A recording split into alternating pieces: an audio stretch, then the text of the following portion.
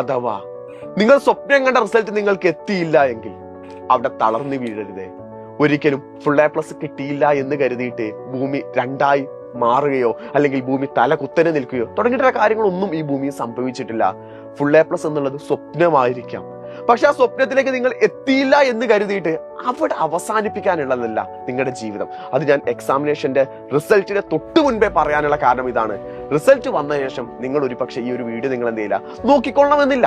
നിങ്ങൾ അതിന് മുൻപേ തന്നെ നിങ്ങൾ മനസ്സിൽ അറിഞ്ഞു വെച്ചേക്കണം, ഇനി നിങ്ങൾക്ക് ഫുൾ എ പ്ലസ് കിട്ടുകയാണെങ്കിൽ you should be celebrate. 9A+ ആണെങ്കിൽ സെലിബ്രേറ്റ് ചെയ്തോടാ, 8A+ ആണെങ്കിൽ സെലിബ്രേറ്റ് ചെയ്തോടാ.